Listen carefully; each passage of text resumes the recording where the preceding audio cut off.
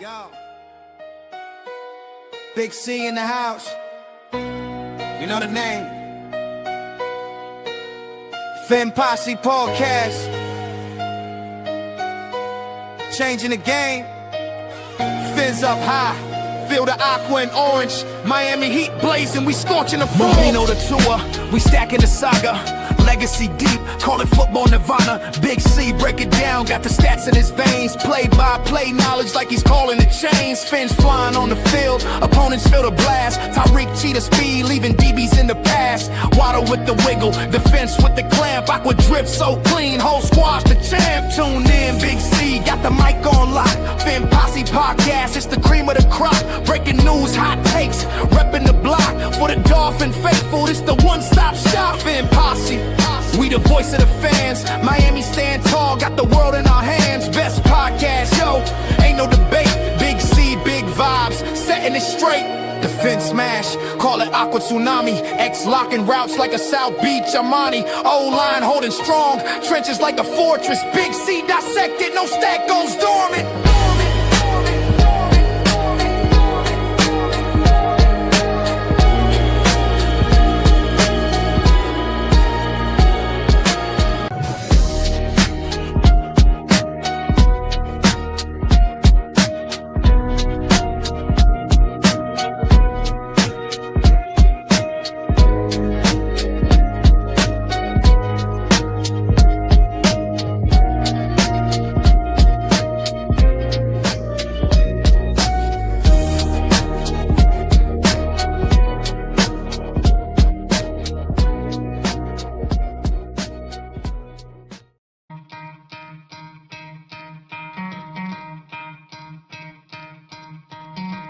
Try to play, but you're never gonna beat me. Look the other way, what I'm doing ain't easy. Bloody hands stained from the people who deceive me. Muddy hands break through the chains, go free me. Looking for change, looking for pain. Pulling a mob, pushing a train. I'll never stop, stick to a lane. Pick up the pieces and go rearrange. I'll be the best above all the rest, put me to the test and expect nothing less, your check as I'm chess, what's happening next, yeah. He got the venom, a tangible weapon, no coming in second. This life is a lesson, he got a new engine from pain, that's a blessing. New focus, no guessing, just bold an obsession. All in his possession, you got their attention. I'll leave an impression and take a redemption, just kill no discretion. What up, Fin fans? Welcome to another episode of the Fin Posse Podcast. I'm your host, Big C, and this is brought to you by Game Changers Media. How is everyone doing on Black Monday? How is everybody feeling? We got a lot to discuss. The season's over. No more Miami Dolphins football, of course. That is a very sad thing. I hate this time of year because it feels like it's such a long stretch, right? It feels like such a long time in between the end of the season to the beginning of the season, even though there's a lot of things to keep our minds occupied. It's still such a very long time, and it's depressing. You know, this is another year, second year straight that the Miami Dolphins will not be in the playoffs. We have no opportunity to go to the Super Bowl, no opportunity to have an extra week of fandom, another week of gameplay for our Miami Dolphins.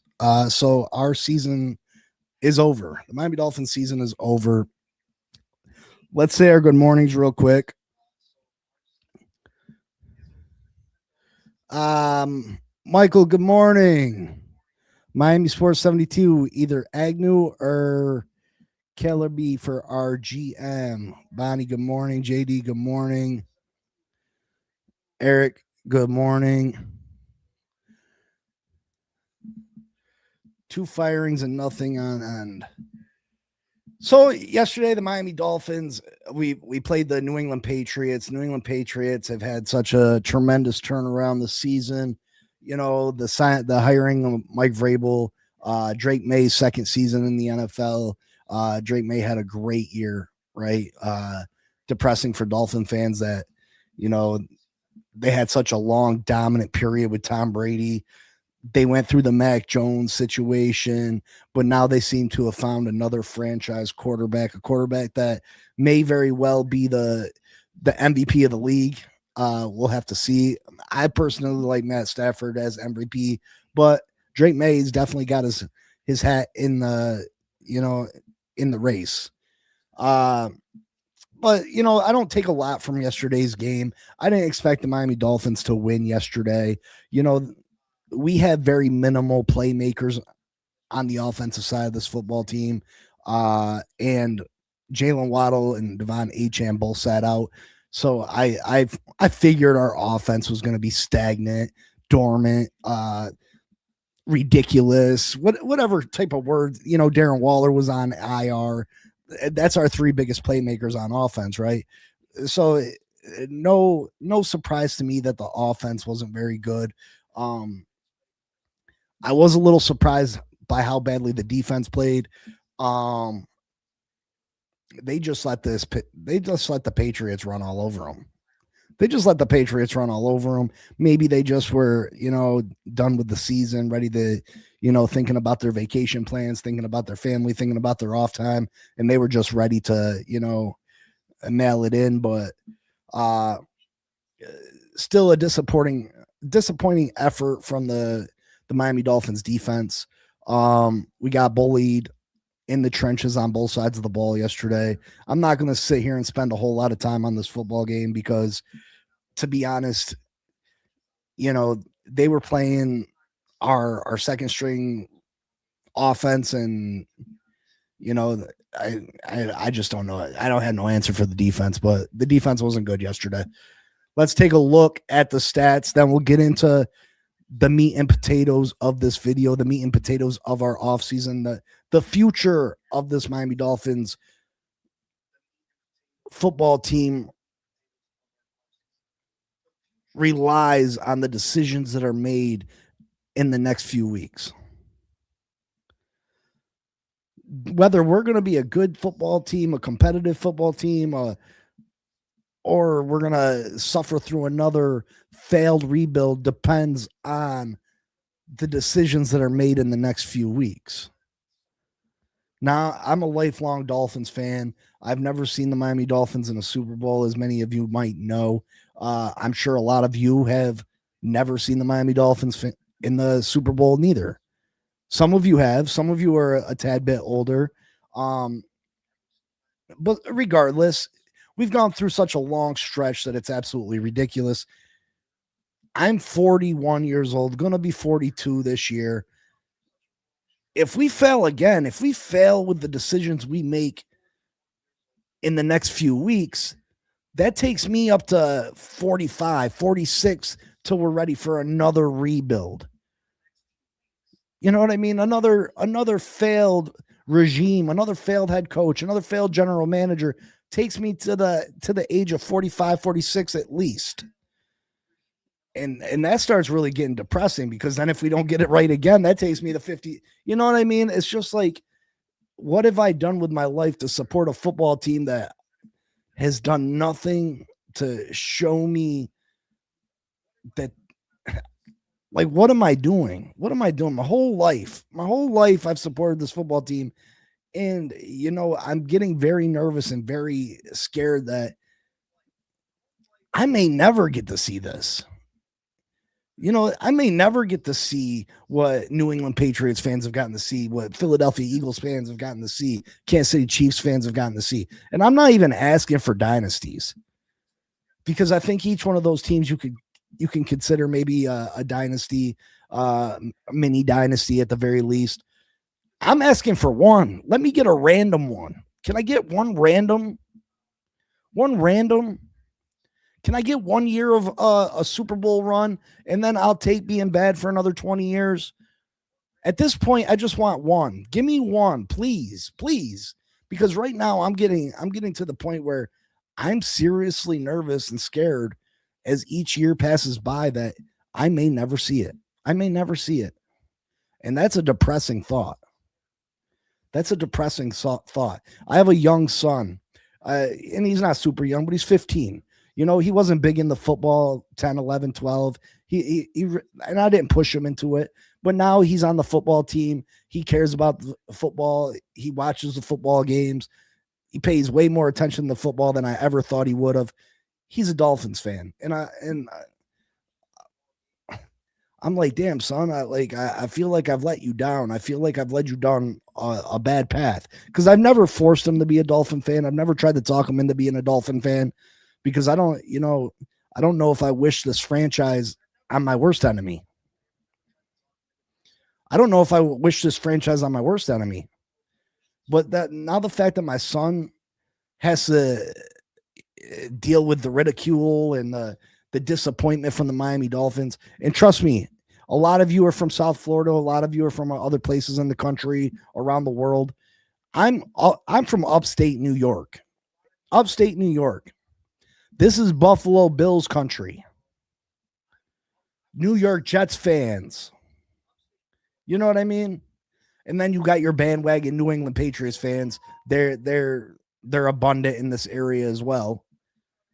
But it's difficult to walk down the street in a Miami Dolphins cap or a Dolphins jersey, or to say you support the Miami Dolphins in this area. And I feel like, because I'm a Dolphins fan, because my dad was a Dolphins fan, that I've wished that I've placed this curse upon my son.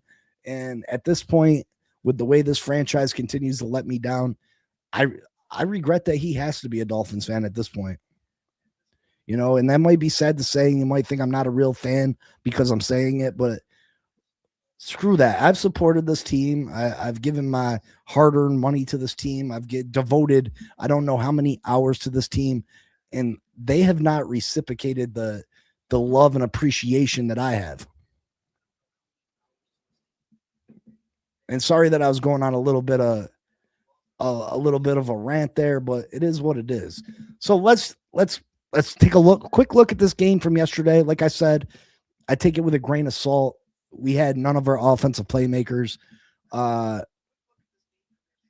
Defense, I don't know what happened yesterday. We just got bullied up front. But let's talk about this game quick and then be done with it.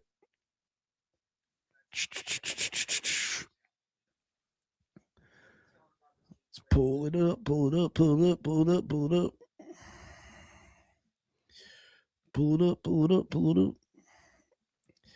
All right. 38-10. Like I said, the Patriots came. What a tremendous turnaround by them.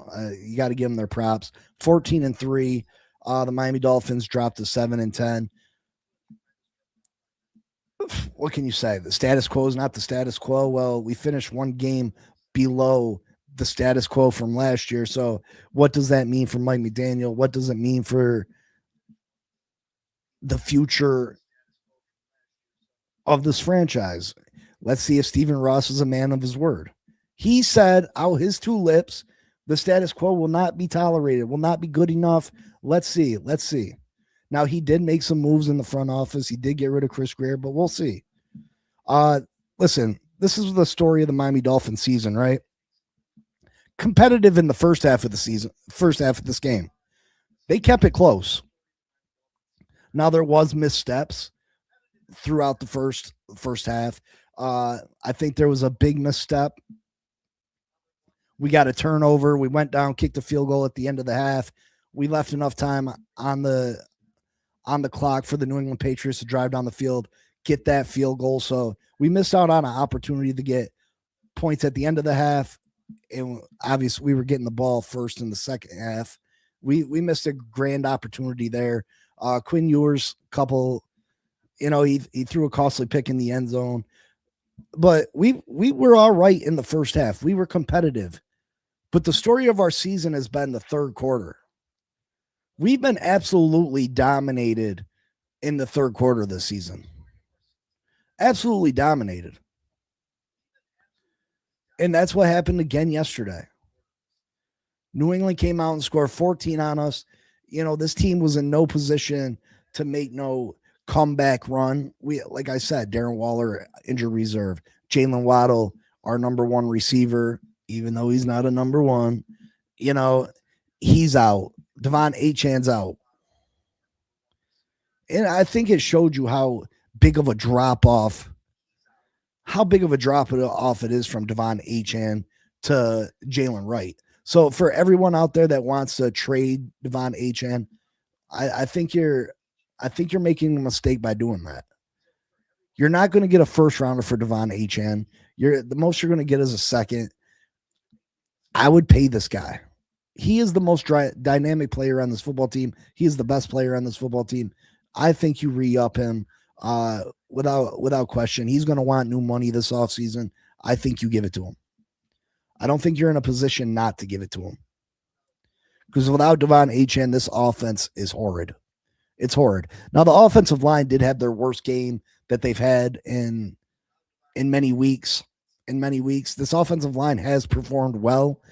Yesterday, it was like back down to week 1, week 2, week 3, where we really struggled. Jonas Vainaya, again, right now he's looking like a bust. And I hate to say the word bust after one season, but he's been absolutely horrible. This year. Perhaps the worst offensive lineman in all of football this year, as far as starters go. I think he's ranked as the worst offensive starter on the offensive line this season in the NFL. The Miami Dolphins absolutely reached on him. We traded up to get Jonah. In reality, this guy was someone that should have been took between pick 80 and pick 90. We jump up in the second round and grab him. It was absolutely a reach. It was a player of need. But it was absolutely a reach. Right now, he's not looking very good. He is looking like the worst of all our draft picks. That's 7th rounders, 5th rounders included. I think he looks like our absolute worst pick in this draft.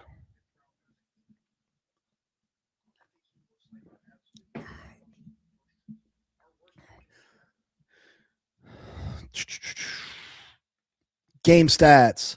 Dolphins had 180 total yards. Absolutely terrible. Patriots 457. Passing yards, we had 117. Patriots 214. Rushing yards, this is the thing. 63 for the Dolphins. 243 for the Patriots. 243 for the Patriots. Yards per play, we have a miserable, embarrassing 3.3 yards per play. Patriots 8.2. We had 13 first downs. They had 22. Third down efficiency, we were 5 for 13. They were 5 of 10. Fourth down, we both went for it once. Both got denied. Total plays was very even. 54 for us, 56 for them. We gave up 4 sacks. They didn't give up 1. We punted 6 times. They punted 3. We had 7 penalties for 52. They had 4 for 52. We had a fumble loss and an interception thrown. Time possession, very even.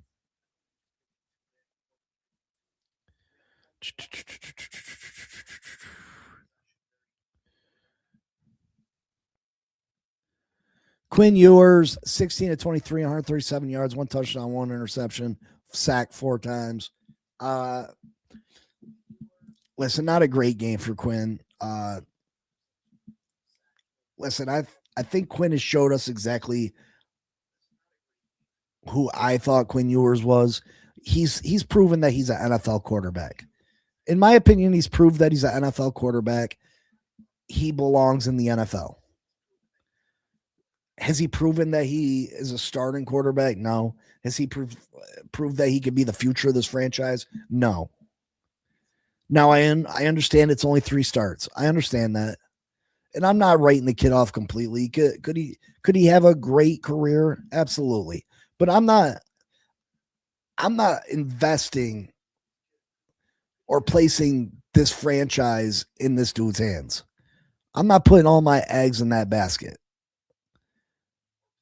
I'm not going to put my franchise in the future of it in a 7th round pick's hands.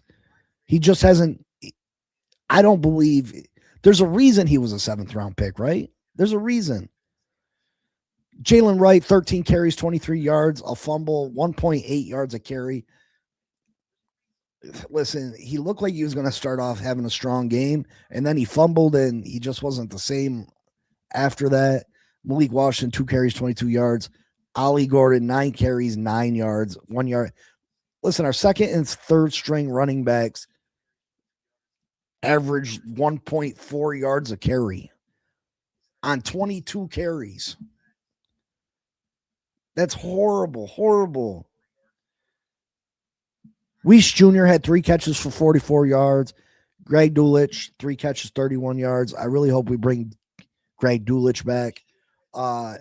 If Quinn Ewers has an opportunity to start next year, I think we should bring Theo Weiss back. They have a connection. If Theo Weiss can improve his route running, I think he could be a decent weapon for the Miami Dolphins. And I'm not saying like a number 1, number 2, or maybe even a number 3 receiver, but a 4th receiver on this football team. I think Theo Weiss can absolutely be that, and he'd be a good player for Quinn Ewers, a security blanket.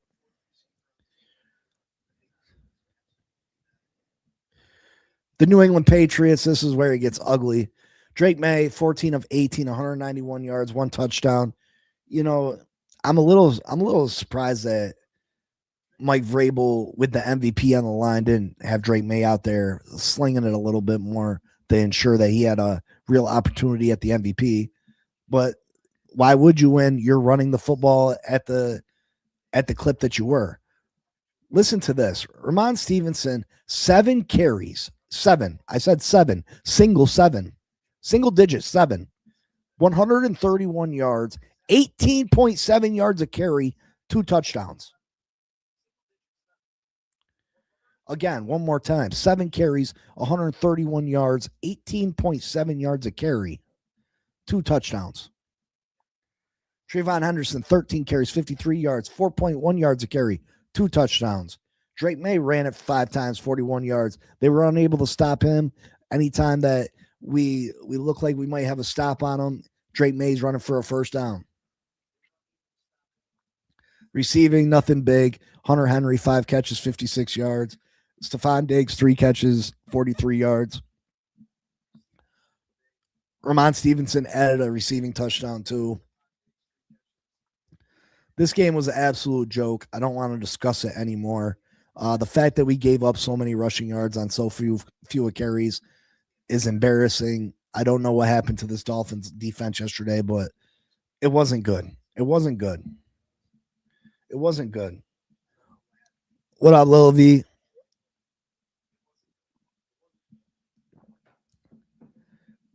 Why trade Achane? Why? Are you going to get a player in the second round that's as good as Devon Achane? He is your offense. He is a dynamic player. I would not trade him.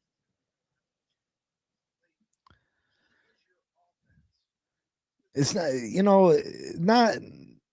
not a good look. I would not trade him whatsoever. Big C, if McDaniel stays, does Weaver stay too? Listen, if Weaver's offered another job, he's going to obviously take it. If I think Weaver has done enough and Mike McDaniel's comfortable with Weaver that if Weaver's not offered a position somewhere else, why would he leave? I mean, obviously the Dolphins would probably want to keep Weaver. You know, he overachieved with this defense at times this year. I'm thinking that they're hoping that they can hopefully get some more playmakers on that side of the ball. I mean, we went into this season with barely anything at corner. Our pass rush was a complete disappointment this year. We thought we was going to have one of the better pass rushes in the NFL. At least I did. You know, when you told me Bradley Chubb, Jalen Phillips, Chop Robinson, all healthy, you know, I thought we were going to have a pretty good pass rush. It turned out to be absolutely, let's just say it didn't live up to the hype. Jalen Phillips had so many missed opportunities. He got so close, but no cigar. Chubb had an all right year. Chubb had an all right year. Chop, complete disappointment this year. Complete disappointment. Greg says you have to fire McDaniel Weaver, but they'll probably be around for another year. Yeah, I'm feeling like that's what it's going to be. I think it has a lot. Listen, I think it relies on whether this is how I feel about Mike McDaniel right now. And this ain't my personal opinion. This is what I think they act like they're hitting the ground running with this GM search, right? They act like things have been in motion. They hired Troy Aikman. Troy Aikman's been making calls. Troy Aikman's been out there doing his due diligence, trying to help as a consultant for the Miami Dolphins so they can find their next general manager. They're in a hurry to get this guy. Stephen Ross likes Mike McDaniel, right? He's looking for more reasons to keep Mike McDaniel than to get rid of him. But I'll tell you what stops Mike McDaniel from being the head coach of the Miami Dolphins next year, if anything. If it was solely up to Stephen Ross, Mike McDaniel will be back as the head coach next year. These are the two things that would stop Mike McDaniel from being the head coach next year. One is if we find the GM, the perfect GM, the guy that we think that can lead this franchise for the next 10, 15 years, the guy that we think that can build this team up, the guy that we think that can get us to the Super Bowl. If we find that guy in a general manager and he says, listen, I'll take the job, but Mike McDaniel's got to go, Stephen Ross will fire Mike McDaniel. That's one way Mike McDaniel's not the head coach of the Miami Dolphins. The other way that Mike McDaniel's not the head coach of the Miami Dolphins is if John Harbaugh gets fired, if Mike Tomlin gets fired, if there is a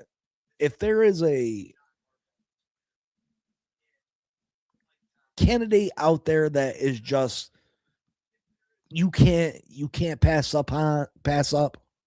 If there becomes a candidate available that you just cannot pass up, Mike McDaniel will be gone. If one of those big name guys becomes available and Stephen Ross just fully believes that they're the one, then he'll move on from Mike McDaniel. But other than that, I think Mike McDaniel's probably here another year. Stefanski, I think's been bad. I think Stefanski's been horrible this year.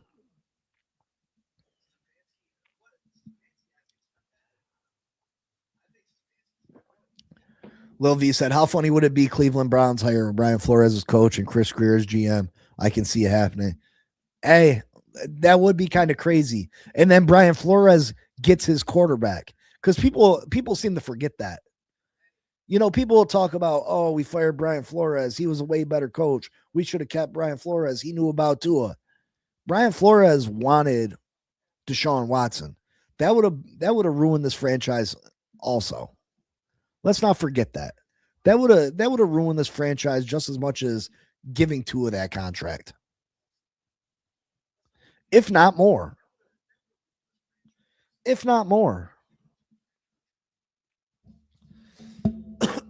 So the GM search begins today, right? That is the first and foremost. That's the number one stone that needs to fall. The number one thing that needs to happen. And it's, to be honest, it's already began. Troy Aikman, they hired him as a consultant.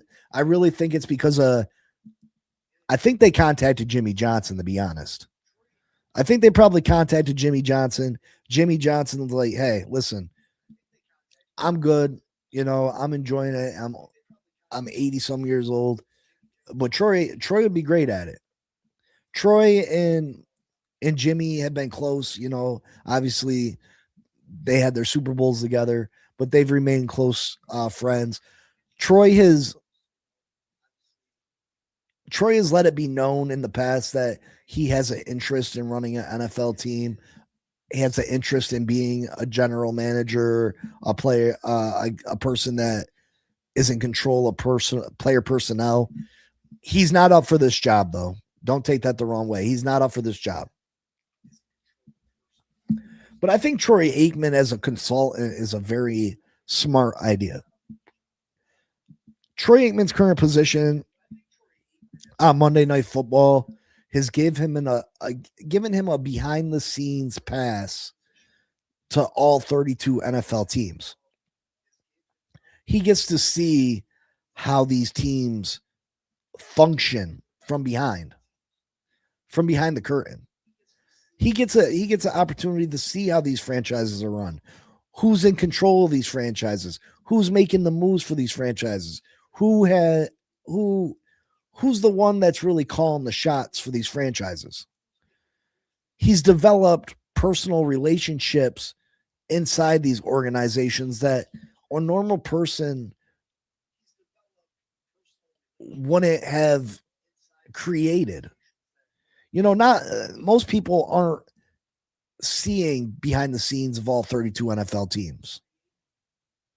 That's why it was such a big deal made about Tom Brady being part owner of the Raiders and his job as a broadcaster, because you get special access behind the scenes to see how teams are ran, and it's an unfair advantage.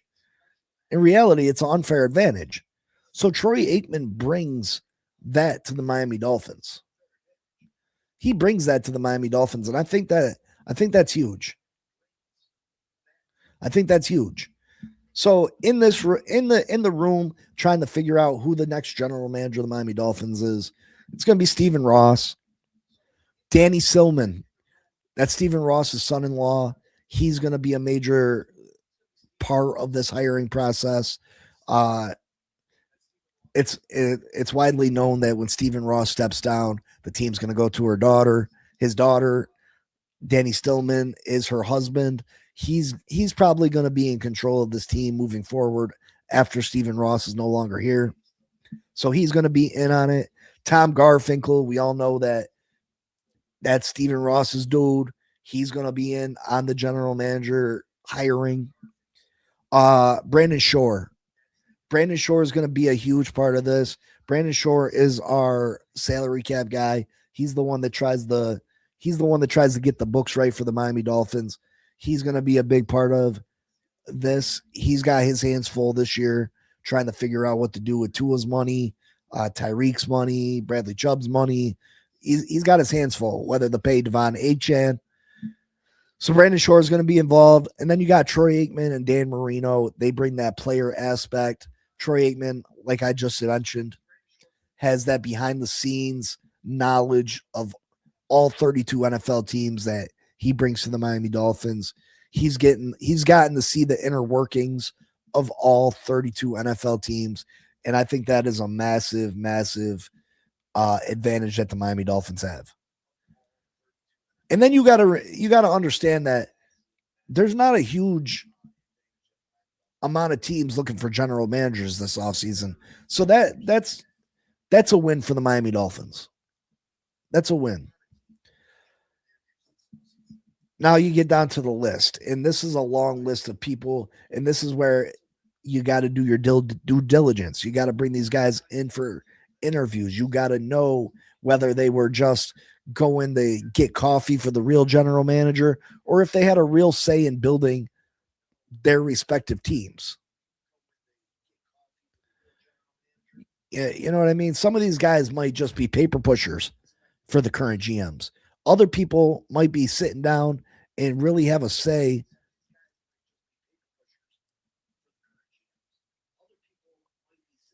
Might have a say about the current roster for the teams that they're on. They might be a big part of building the football team. And that's what I want. I want someone that, let's take the Eagles assistant GM, Alex Ellaby. I want him, if he's helped Howie Roseman build the Philadelphia Eagles. If he's just taking orders from Howie, doing what Howie wants, if he's just Howie's, lackey, it makes no sense to bring him in. But if Howie Roseman puts him in charge of things and he is responsible for finding some of the talent, helping to build this roster, that's what I want. That's what I want. I want someone that's been involved actively. I'm going to Publix. When I come back, we better have a new coach, bro. Cap, grab me a sub. I heard them Publix subs are good. Are they good? We don't got no Publix up here. I've been to a Publix when I've been down to Florida, but I never had a sub. I heard their subs are banging. Is that true? Is there any truth in that? William says, Big C, everyone fire. Woo woo. Hey, like I said, I think Mike McDaniel's only getting fired if someone better becomes available or the next general manager insists upon it. Greg says, all I know is Finns are embarrassing besides 2023. What good have the Finns done over the last almost 3 decades? Us fans tired of being ass. I agree, Greg. I agree. Pub sub is cocaine and break. Okay. I don't even know where I heard that public subs are so good, but yeah. I'm going to have to try one when I come down.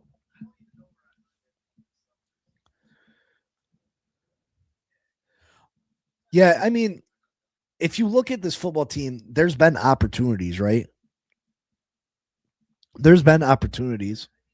Look at the defense we had in the late 90s, the early 2000s, yet they wouldn't go get us a quarterback.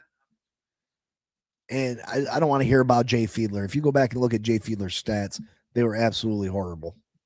Absolutely horrible. Jay Fiedler was not a good quarterback. And then just missed draft picks after missed draft picks. Just I don't have an answer. I know I've watched a lot of bad football.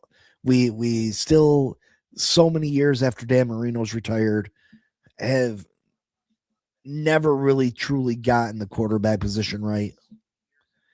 Tannehill had a bit of success. Tua's had a bit of success. But other than that, and those two guys haven't been great. Let's not pretend. Them two guys haven't even been great. But that's the best we've done in the last 30 years. That's the best we've done in the last 30 years to replace Dan Marino is Tua Tagovailoa and Ryan Tannehill.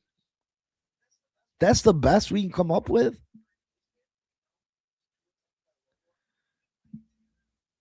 That don't even make sense.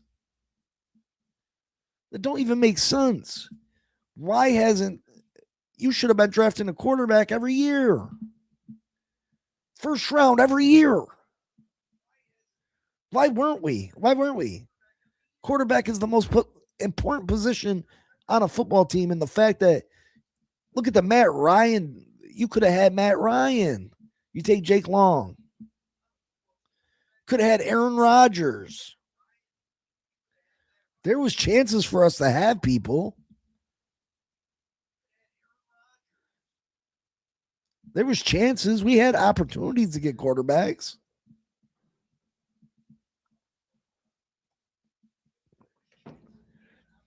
But that's here nor there. It's here nor there.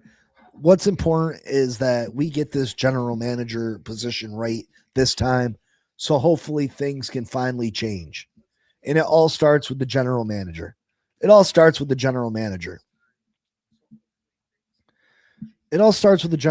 Listen, this is a good job. This is a good job to have. And maybe it doesn't look great right now because the roster's in flux. We owe Tua a bunch of money. We don't have a head coach. But for a general manager, they should be happy and want to come here. First and foremost, it's South Florida. Number 2, Stephen Ross opens up his pocketbook. He opens up the wallet. He's willing to spend the money.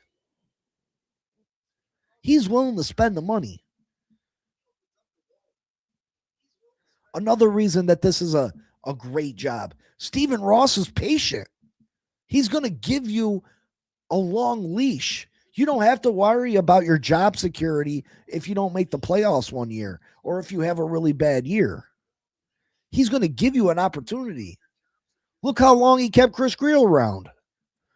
Look at Mike McDaniel. Even after saying the status quo is not going to be good enough, we're talking about Mike Daniel still being the head coach of the Miami Dolphins after 2 seasons of not making the playoffs. A head coach that went to bat for an injury-prone quarterback who got a ridiculous amount of money that he should have never gotten. And he's not holding that against him. So if you look at this job, you got an owner who will give you every opportunity to build this team whatever way you want. He'll spend the money that you want to spend. He will not fire you if things go off the rail the first few seasons. Why not? Why not come to South Florida? This is a job that should be desirable to a lot of people.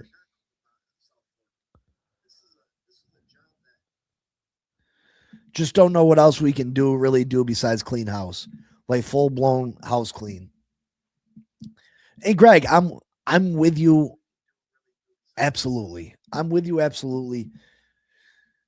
I just don't know if we gotta make every move this year per se, because I don't think 2026 is going to be a year that we really can compete, and I don't want to force us going out and drafting a quarterback this year. I think the quarterback class in 2027 is going to be much better. I think that you find your GM of the future this year. You draft players this draft. You continue to build the team, whatever way the general manager sees. Well, you can keep Mike McDaniel another year if we're not going to compete next year, and it's going to be hard to compete with Tua's contract. It just is. They're talking about bringing Kirk Cousins in here. Please don't do that. Please don't bring Kirk Cousins to the Miami Dolphins. I don't know if I can handle that. But you know what I mean? Like, I could see them keeping Mike McDaniel one more year because it's just a lame duck year. And I hate to say that we're just throwing next year away. But I think Mike McDaniel could possibly compete with, depending who you add to this roster. He could at least make the year interesting. Let's say Quinn Ewers is the quarterback next year with Mike McDaniel. And, say we bring Tyreek back on a reduced contract, and we got HN back, and we got Waddle, and even Greg Dulcich, and, Darren Waller. This offense could be fun to watch.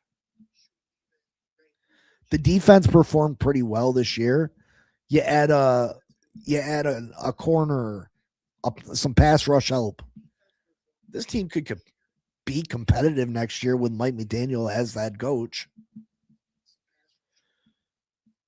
And then but in reality, the chances are they probably don't make the playoffs next year. And then you fire Mike McDaniel. You find your head coach. You let your head coach pick your quarterback in the 2027 draft. The roster should have a bunch of young draft picks on it. And you go from there.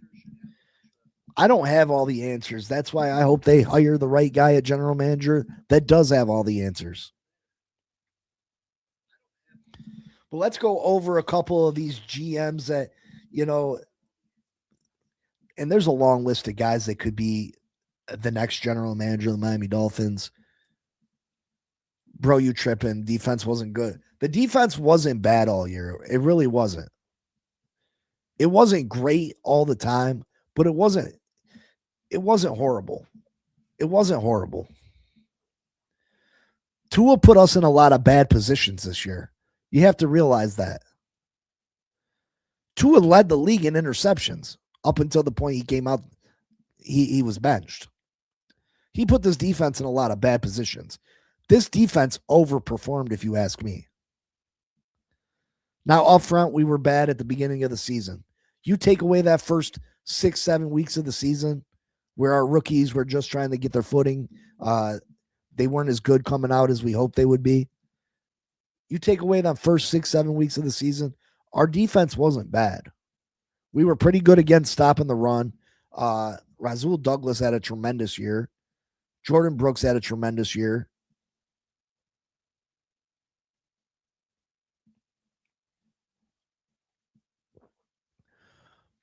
Only against bad teams they played good. You could say that about the Patriots. The Patriots had one win against a team over 500. This wasn't a good football team, though. This wasn't a good football team. I mean, they played all right against the Bills. The Bills were a winning football team.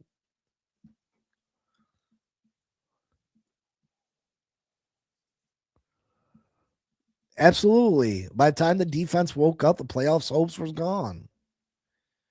They were gone. Yeah, Tua was awful. He lost arm strength, couldn't throw over 40 yards. His throws were wobbly. You're right.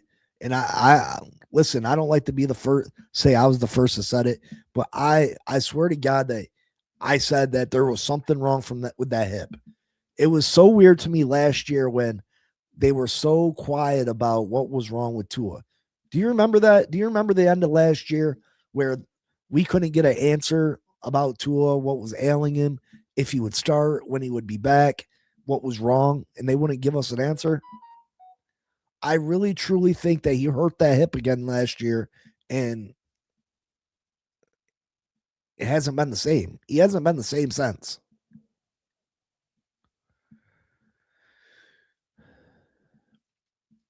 Jordan Phillips should not be better than Kenneth Grant, especially with Sealer entering doubles all year. Listen, Kenneth Grant has improved. Kenneth Grant is going to be a very good player for this football team. I said at the beginning of the season that I like Jordan Phillips better than everyone.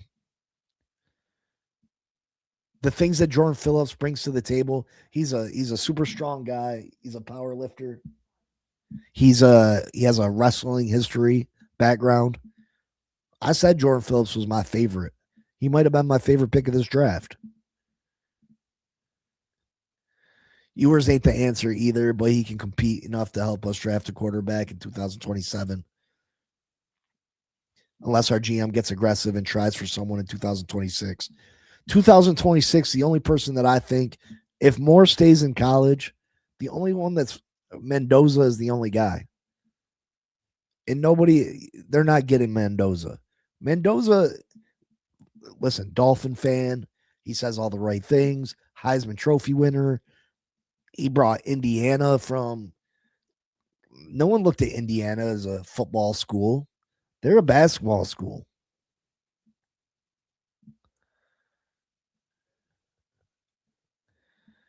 Grant didn't do much. I didn't hear his name as much as Biggers. Listen, Kenneth Grant is one of those guys that you're not going to hear his name. Kenneth Grant's not that player. He's not the player that you're going to hear his name. You got to go back and truly watch the films. You got to go back and truly watch the films. He might never have a 10-sack season. He might never have. He's not that player. But Kenneth Grant improved. He did struggle at the beginning of the season. Trust me, he did. But he progressively got better. And I still have faith in him.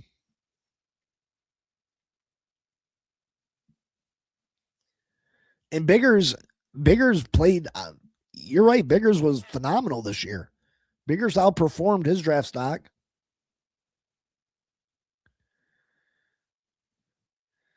Listen, Quinn Ewers, in my opinion, the most he's going to be is a capable backup. If he has to start 4 games, he might win you 2. I think he's got a super quick release. I think he's got some potential. He deserves to be in the NFL. He's shown that, in my opinion. He's not a guy that I feel comfortable with his skill set being my starting quarterback for the future. He's not it for me. And I know it's early, and I could be wrong. And if I am wrong, I'll be the first to admit it. Make sure you hit that like button, subscribe, comment, share. I appreciate you all. Let's talk about some of these candidates real quick. And like I said, there's so many of them. We'll break them down more as we start to hear things from the Miami Dolphins.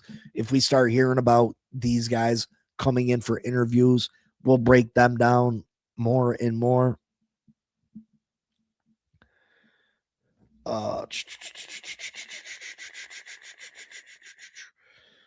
Shoot that. Anything but Tua. Yeah, at this point, you can't fix the lack of arm strength. You can't fix it. You can't fix it.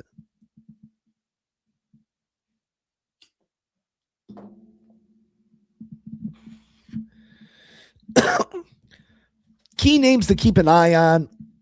And like I said, there's so many names, so many guys. These are guys with the outside chance.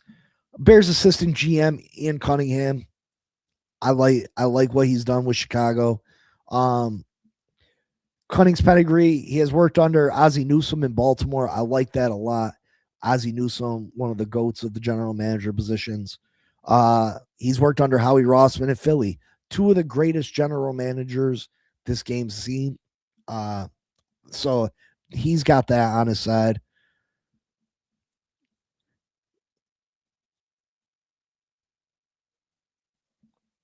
A lot of his background comes from being a college scout, which I think is pretty good. You're a good evaluator of the game at the college level and whether they can make the transition to pro. So that'll help you in draft time positions. He's helped with every aspect of the rebuild in Chicago. Chicago, one of the surprise teams in the NFL this year for me. I was shocked midway through the season when Chicago was leading the division, and they ended up winning the division. They're a playoff team. Caleb Williams been much better this year. The receivers, the offensive line, the defense.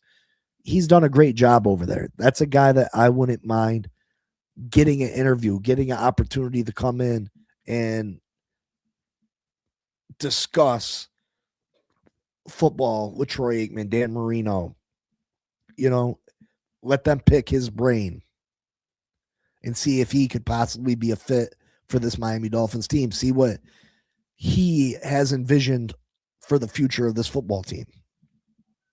So in Cunningham he's the assistant general manager for the Bears. Colts assistant general manager Ed Dobbs. This guy, another guy that does a great job working the college scouting. He's very good at evaluating players.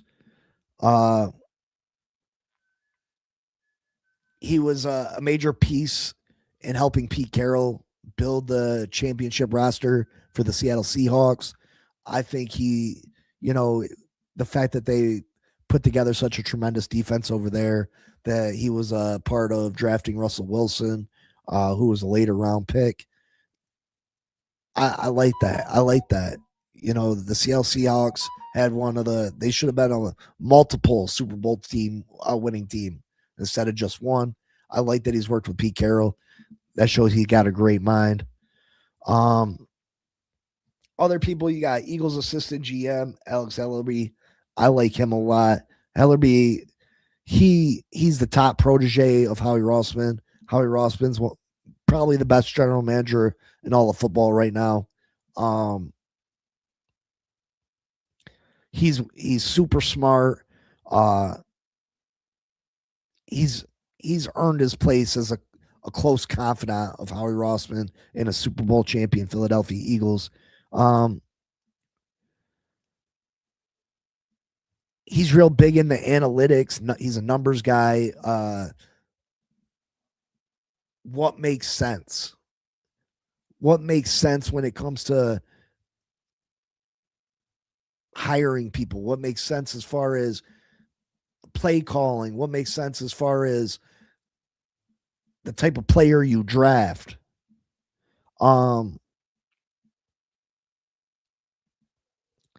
He hasn't done the work that some of the scouts on this list have, and that bothers me a little bit.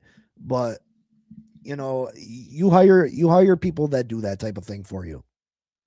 You hire people that do that type of thing for you. You know what I mean? Greg says we should have traded Waddle when we had the chance. I agree. We should have traded Waddle. Waddle's not a first round talent. So the fact that you could have got a first rounder in return for him, you should have absolutely took that deal.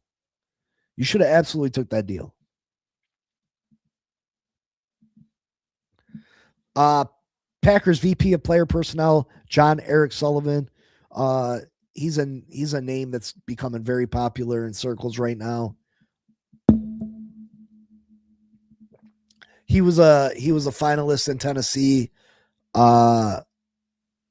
before they hired the Chiefs guy, which I got to reach out to Doug and tell him that Chris Borsini isn't available from the Chiefs anymore. He took the Tennessee job last year. He was saying that he likes him as a possibility for the Chiefs for the Dolphins general manager spot, but he took the job with the Chiefs last year, or the Tennessee Titans last year. One of the guys I like the most, Ray Agnew, Detroit Lions. He's an older gentleman. He's older than a lot of the candidates on here. A lot of experience. A big brother to a lot of the GMs and assistant GMs around the league. He's 58 years old. He's gotten around. He's got experience in a lot of different things because he's an older guy. He was a player, a team pastor, a player development director, pro scouting director, over 35 years of experience. He has a great feel for what a team needs. I like Ray Agnew a lot. The things that Detroit has done over there, rebuilding that football team. They haven't gotten over the hump yet, but they definitely have the player personnel over there, the talent, the drafting ability over there that, you would love to see with the Miami Dolphins.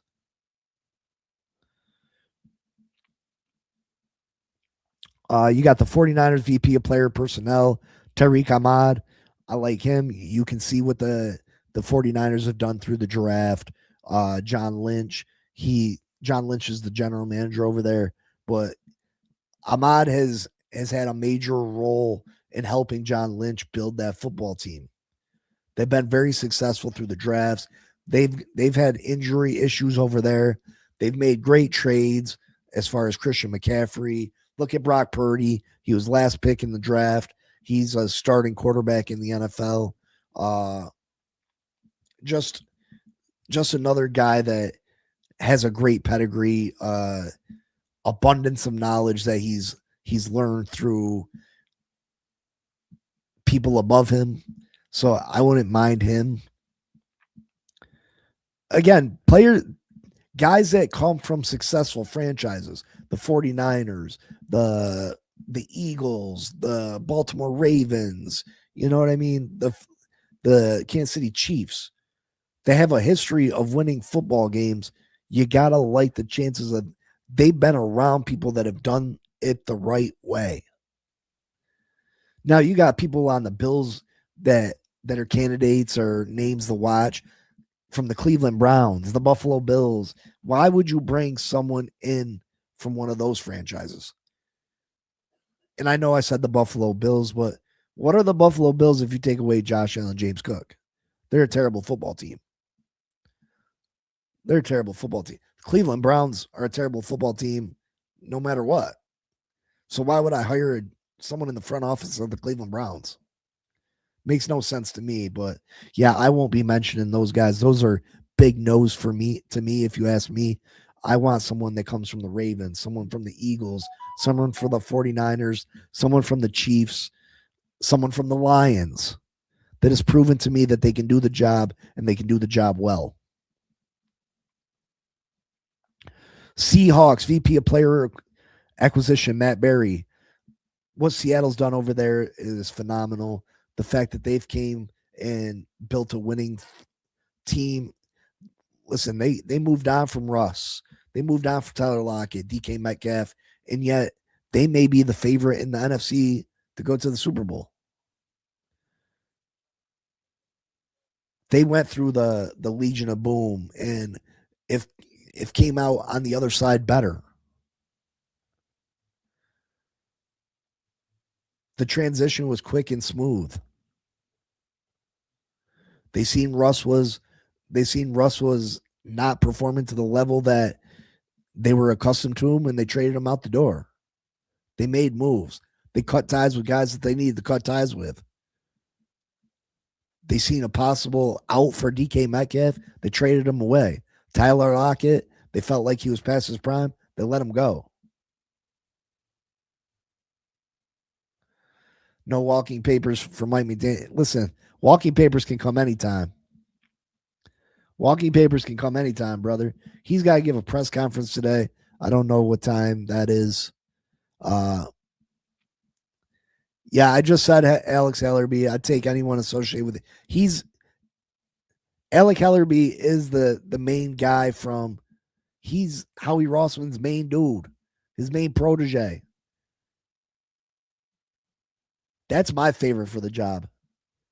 Alec Ellerby is my favorite for the job because he helps Howie Rossman more than any other assistant helps the main general manager. And Howie Rossman right now is the best general manager in football, in my opinion. In my opinion. You got a Chiefs assistant GM, Mike Bradway. I'd love for him to get an interview. Patriots VP of Player Personnel, Ryan Cowden. Buccaneers assistant GM, Mike Greenberg. You got Ravens VP of Football Personnel, Nick Mateo. Rams assistant GM, John McKay. That's another name that I'm very interested in. I hope that they bring in for a job interview. The Rams have done a phenomenal job over there. Super Bowl champs a few years ago. Now they have another opportunity to go back to the Super Bowl. They made a great trade for Matt Stafford. Traded away a lot of draft picks to win a Super Bowl. Yet still came out on the other side, moved contracts around, got rid of Jalen Ramsey, got rid of Cooper Kupp, and look where they're at. They've done a phenomenal job of drafting. They lost Aaron Donald, Cooper Kupp, Jalen Ramsey. Yet we're still talking about the Rams as possible Super Bowl contenders. That's a team that knows how to draft, a team that knows how to fill roster holes and come out the other side smelling fresh and clean.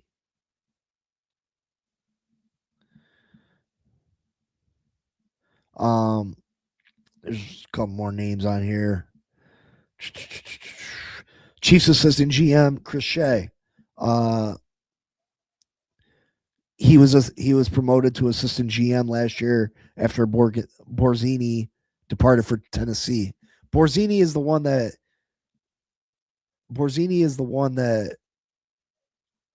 Dudley Do-Wrong said that he liked from the Chiefs. I messaged him today, let him know. He already took a job with Tennessee last year, so maybe he was thinking about Chris Shea or Mike Bradway. But yeah, Chris Shea is another name that I'd be interested in. I'd just be worried because he's only been in the position 1 year. Seahawks assistant GM Nolan Tesley.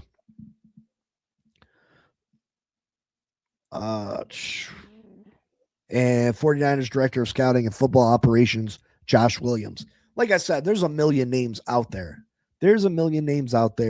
When the Miami Dolphins let us know, or when the press lets us know these guys are coming in and what guys are coming in for interviews, we'll break them down even further. We'll get to know them more. There's just too many names. There's too many names to get in depth with all of them, right? There's too many names. So once we know who's coming in the door, who they're interviewing, we'll break those names down and try to get a better idea of who's the favorite and who we think the best person is for the job. Anthony says, see, I hope that Troy Aikman is not just doing the GM search, but the whole entire front office for me. I just realized what hurt the Dolphins, just a GM, but the entire front office and scouting department. I mean, the GM's usually in charge of all that, right? If you hire the right GM, that should take care of the front office. Usually the general manager is in charge of the scouting department, the head coach. They are in charge of football operations. That's what the general manager's job is. It's to build a successful franchise. So if you get, that's why I say that this hiring is so important for the next 5, 6, 7 years of this franchise. And that's why it gets me extra nervous. I said I've been a fan since I was 4 or 5 years old. I'm 41 years old, going on 42. If we mess this up again, that takes me to 47. And that's when I start getting real worried. Then I may never see the turnaround. Then I never see the payoff on my investment of being a fan of the Miami Dolphins. It gets me super worried. I can't imagine a lifetime of never seeing my Dolphins go into Super Bowl weekend. I can't imagine it. But it becomes more and more of a reality every year. When I was young, when I was 20, it was like, I'll see one someday. I'll see one someday. Well, 21 years later, it's damn. Now, what happens if another 20 years go by? I'm 60. I'm 61. And I ain't making it to 81. So, you know what I mean? Like, so it does get me nervous, and it does make me feel like I'm not going to see the return on my investment. And it's sad. It's sad that us fans have to worry about something like that while you see other franchises win Super Bowls, watch them break down their team, rebuild it, and then they're back in the Super Bowl, or go the 2-3 Super Bowls in a row, or Tom Brady's got 6-7 Super Bowl wins by himself, 10 appearances. It's absolutely ridiculous.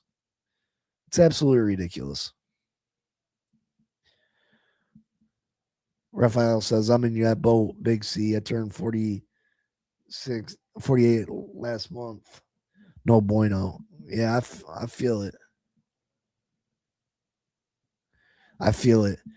But yeah, maybe we hear, like I said, the way that Mike McDaniel gets replaced, in my opinion, Stephen Ross likes him. He's looking for a reason to keep him. I think Mike McDaniel will be the head coach of the Miami Dolphins next year, unless two things happen. One, we find the general manager of our dreams. We find the general manager we feel like is the guy that's right for the job. And he absolutely wants to get rid of Mike McDaniel. If that is the case, Stephen Ross fires Mike McDaniel. And number two, the only other way that I feel like we get rid of Mike McDaniel, number two, is if a big name head coach unexpectedly becomes available. If John Harbaugh becomes available. If Mike Tomlin becomes available. If someone of that magnitude becomes available, Stephen Ross fires Mike McDaniel. But other than that, I believe Mike McDaniel will be back for the 2026 season. And that's just how I feel. I'm not saying whether it's right or wrong. Harbaugh or Lamar, beat Raiders saying they're bumping heads. Listen, I would love to have Lamar Jackson as a Miami Dolphin. He can't stay healthy. We can't build a team around him right now. We can't build a team around him because of Tua's contract. And then if you add his contract on, I just don't know if it's the right move. Now, I don't get me wrong. If we somehow trade for Lamar Jackson, I ain't gonna lie, I'm gonna be super excited. I'm gonna be super excited if we trade for him. I'm gonna be pumped. How do you not get pumped for Lamar Jackson to become your quarterback. You know what I mean? And I think Mike McDaniel with Lamar Jackson could do some phenomenal things in the run game. Lamar Jackson, Mike McDaniel, what? You bring Tyreek back on a cheap prove-it deal with Waddle back there? What? That offense could be super explosive. That offense could be super explosive. You make some little additions to the defense, add a pass rusher, add a corner, another safety. I mean, there's a world that the Miami Dolphins compete for playoff wins next year with Mike McDaniel as the head coach in a trade for Lamar Jackson. There's a world that happens. Is it smart for the future? And that's another question. That's a different subject. We don't want him. We need young and healthy. Listen, I agree. Young and healthy is obviously the optimum choice. But man, I tell you, I can't lie. I'd be super excited if Lamar Jackson get traded here. I ain't gonna lie. I'd be excited as a mofo. But yeah, we'll see if we hear any news, and we'll continue to do this off-season thing. It's too bad that it started so early for us this year.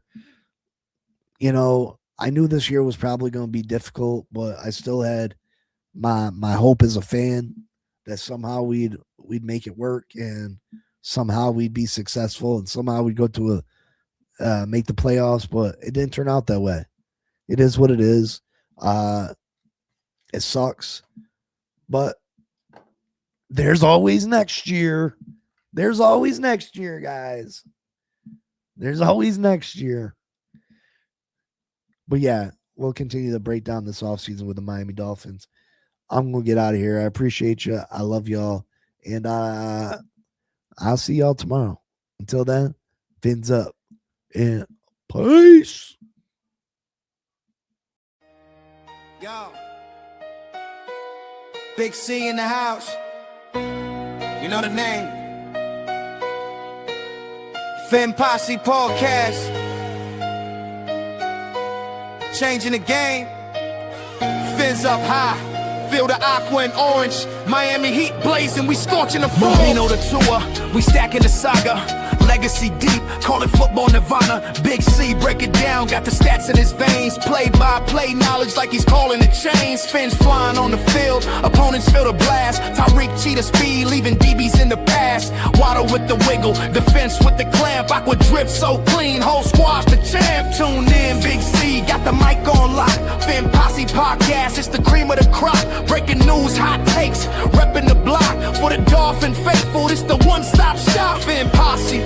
We the voice of the fans. Miami stand tall, got the world in our hands. Best podcast, yo, ain't no debate. Big C, big vibes, setting it straight. Defense smash, call it Aqua Tsunami. X locking routes like a South Beach Armani. O-line holding strong, trenches like a fortress. Big C dissected, no stack goes dormant.